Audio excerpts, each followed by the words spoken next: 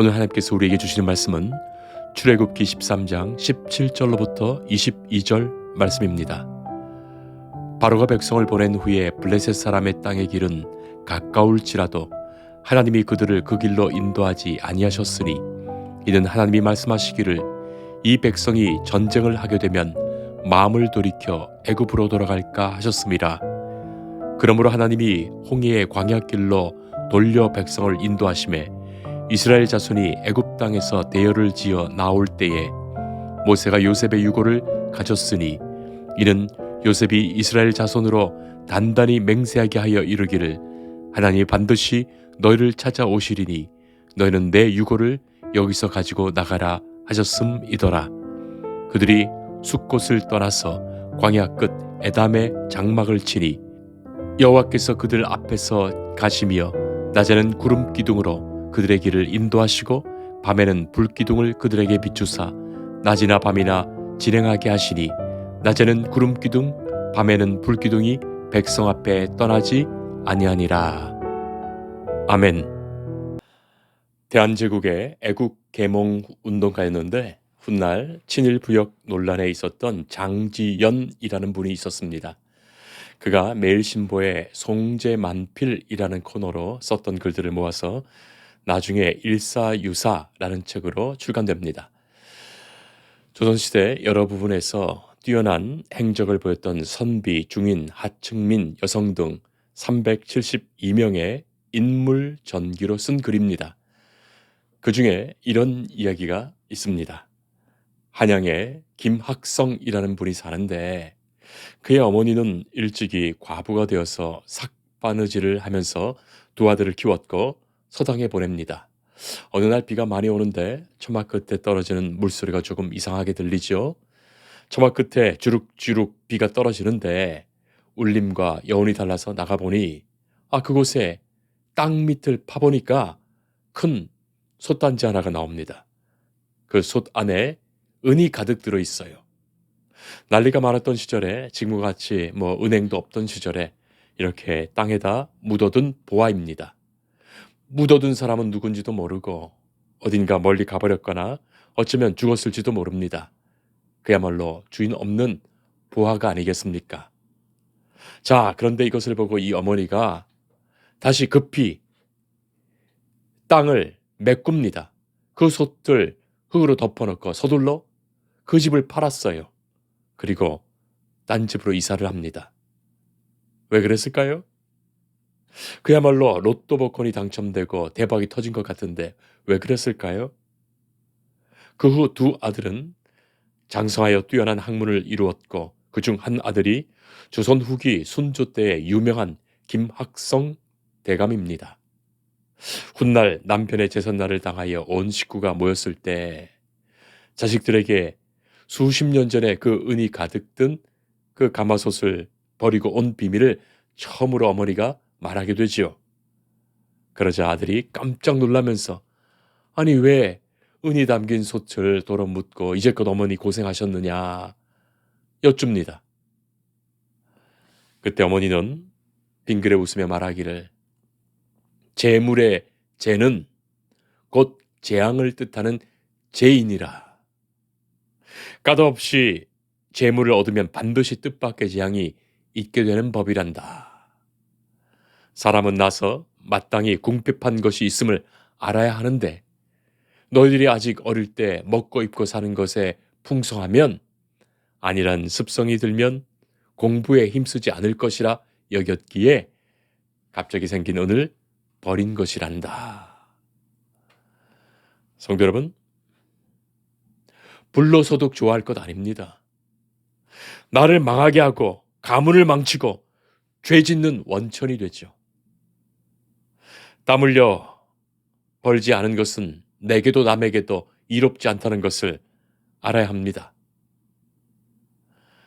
잠언 30장 8절 말씀 보면 하나님께 진정으로 바라며 기도하지요. 하나님, 나를 가난하게도 마옵시고 부하게도 마옵시고 오직 필요한 양식으로 나를 먹이소서. 9절에 그 이유가 나옵니다. 내가 배불러서 하나님을 모른다. 여호와가 누구냐 할까 하오며 혹 내가 가난하여 도둑질하고 내 하나님의 이름을 욕되게 할까 두려워함이니이다. 그렇습니다. 부해도 가난해도 난 죄 지을 사람이기에 그렇습니다. 내 연약함, 내 악함을 잘 알기에 그렇습니다. 조금만 있어도 교만하고 조금만 없어도 절망하는 우리를 하나님은 너무나 잘 아시기에 하나님이 우리를 인도하셔야만 합니다.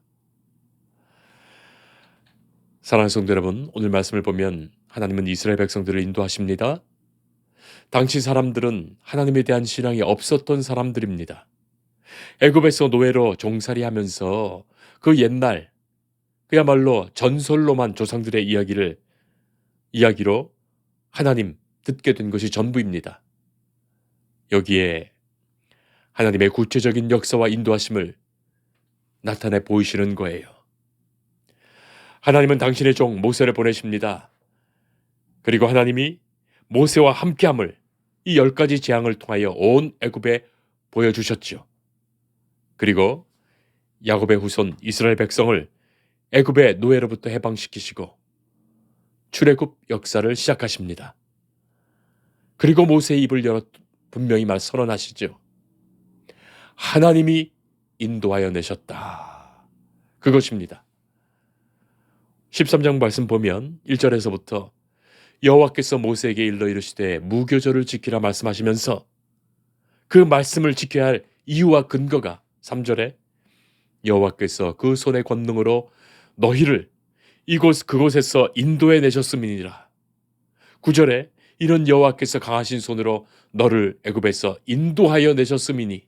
14절에 여호와께서 그 손의 권능으로 우리를 애굽에서 곧 종이 되었던 집에서 인도하여 내실세. 16절에 우리를 애굽에서 인도하여 내셨음이니라. 하나님이 인도하여 내셨다. 하나님이 인도하셨다. 그것이 우리가 하나님 앞에서 하나님의 백성으로 하나님의 자녀로 하나님의 말씀을 따라 살아야 할 분명한 근거가 됩니다. 성도 여러분, 우리는 다 하나님의 인도하심을 받으며 살아가는 거예요. 하나님이 인도하지 않으면 우리는 다 제 멋대로, 제 하고픈 대로, 제 맘대로 살다가 실컷 죄만 짓고 딴 길로 가다가 죽을 길인지도 모르고 그 길로 가다가 다 멸망하고 말 겁니다. 도무지 스스로는 자유할 수 없는 우리, 스스로는 행복할 수도 없는 우리, 하나님은 세상으로부터, 죄악으로부터, 마귀의 권세로부터 끌어내시어 우리에게 참 자유의 나라, 참 생명의 나라를 주시며 그곳으로 인도하시는 거예요. 그러므로 이제 우리는 더는 세상과는, 죄와는, 마귀와는 상관할 것이 아닙니다. 예수 그리스도를 통하여 이 세상과 죄악과 마귀의 권세로부터 우리를 해방시켜 주셨기에 그렇습니다. 이제는 주의 인도하심을 따라 나아가며 이제는 하나님만을 섬길 거예요. 오늘 말씀 보면 17절에 바로가 백성을 보낸 후에 블레셋 사람의 땅의 길은 가까울지라도 하나님이 그들을 그 길로 인도하지 아니하셨으니. 하나님의 인도하심이 우리의 생각과 다를 때가 있죠. 우리 생각에는 이 길이 더 좋아 보이고 가까운 길이 더 좋아 보이고 크고 넓은 길이 더 좋아 보이고 편안하고 안전한 길이 더 좋아 보이는데 하나님은 우리를 그렇게 인도하지 않으십니다. 이스라엘 백성이 더 편안하고 가깝고 좋은 해안길로 나아가면 그곳에서 틀림없이 해상민족인 이 팔레스타인족 블레셋 사람들의 땅을 지나야 합니다. 블레셋은 당시에 이미 철기 문명을 가진 강력한 군사 국가예요. 자, 그 길로 들어가면 블레셋과 전쟁을 치러야 합니다. 머리에 솥단지 이고 그릇 들고 양 끌고 나온 이 백성이 무슨 무기가 있는 것도 아니고 전쟁할 수 있는 군사도 아니고 전쟁 치를 상황이 결코 아닙니다. 그러니 이 백성이 그 편안한 길로 들어섰다가 만약 블레셋과 전쟁이라도 하게 되면 괜히 탈출해서 나왔다고 얼마나 불평하며 원망하며 차라리 애굽으로 돌아가겠다고 정말 그 편하고 쉬운 길로 뒤돌아서 도망하여 돌아가지 않겠습니까?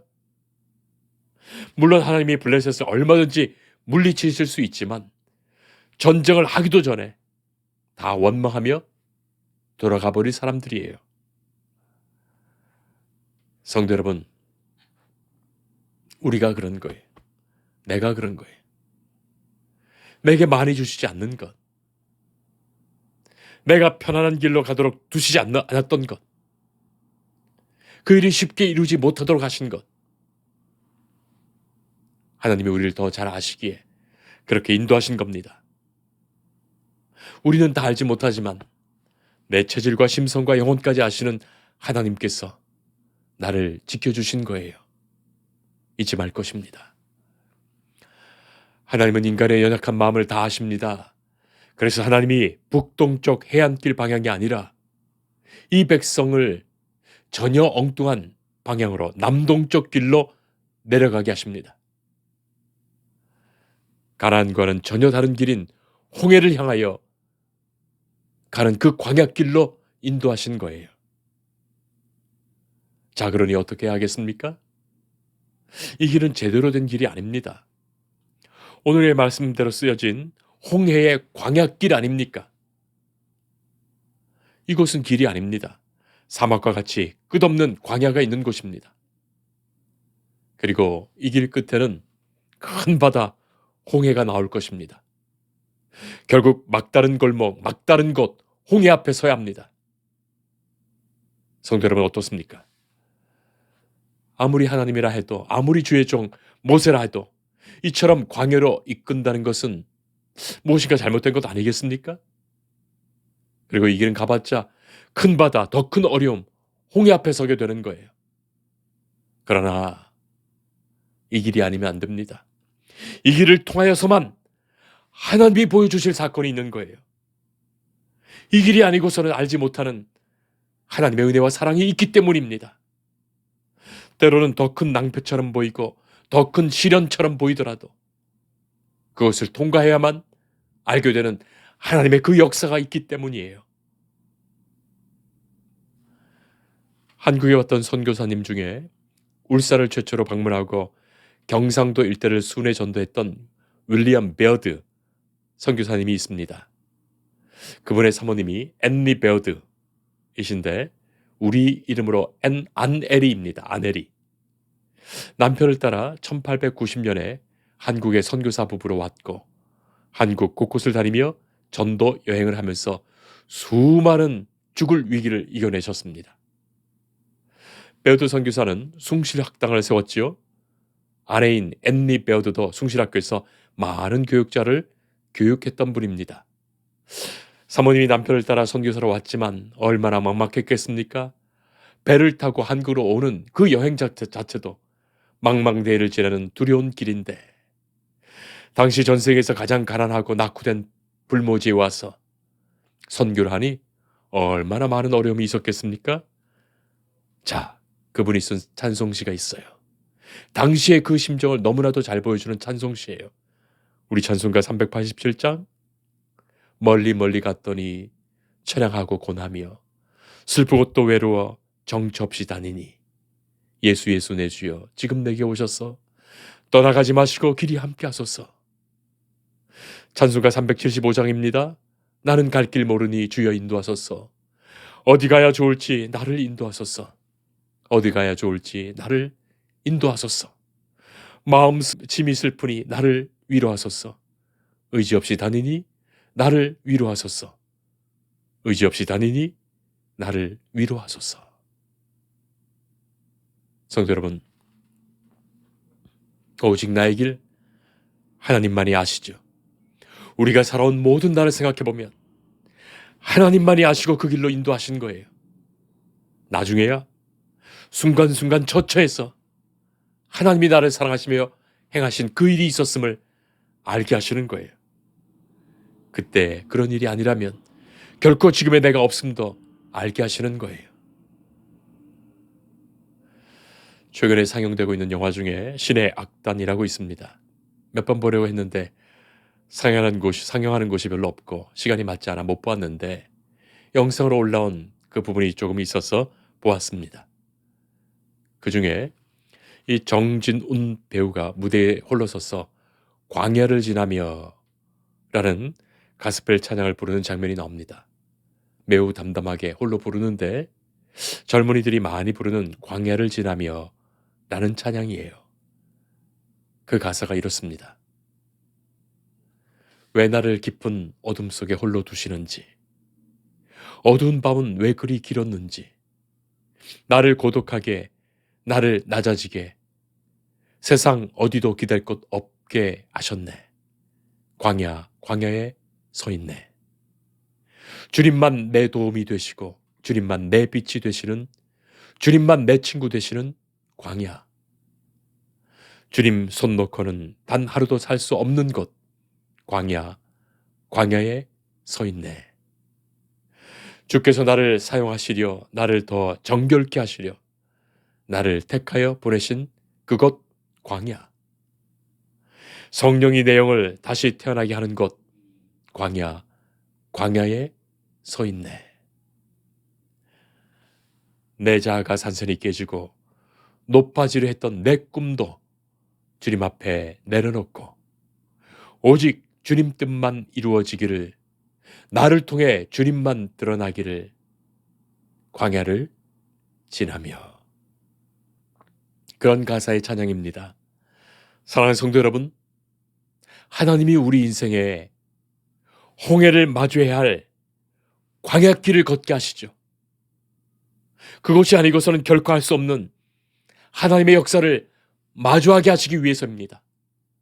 그것이 아니고서는 내가 깨어질 수 없기에 그렇습니다. 그것 아니고서는 내가 구원받지 못할 것이기에 그렇습니다. 하나님은 이 광야를 지나 홍해를 건너게 하실 거예요. 홍해 앞에 서면 이 백성들은 애굽의 공동묘지가 없어서 우리를 이리로 데려와서 죽이려 하느냐고 원망할 거예요. 그럴 겁니다. 그게 인간이에요. 그러나 이 홍해를 건너야만 합니다. 인간의 어떤 것도 스스로 할 수 없는 그 자리에서 보여주시는 하나님의 권능이 있어야만 하기에 그렇습니다. 그리고 그래야 어떤 원망이 있더라도, 어떤 불평이 있더라도 뒤돌아가지 못하게 하시는 거예요. 블레셋과 만나는 해안길은 쉬운 길이라 얼마든지 돌아갈 수 있습니다. 그러나 이 홍해와 광야는 혼자서는 못 돌아갑니다. 그리고 하나님은 그곳 광야와 홍해에서 당신의 백성은 구원하시고 애굽의 군대를 심판하셨습니다. 이것이 다 준비되어진 하나님의 역사입니다. 그 길로 인도하신 거예요. 사랑하는 성도 여러분, 우리는 오늘 하루하루 인도하시는 그 길을 갈 뿐이에요. 인생의 광야에서. 그러나 하나님은 분명히 이스라엘 백성에게 그러하셨듯이 낮에는 구름 기둥으로, 밤에는 불 기둥으로 인도하십니다.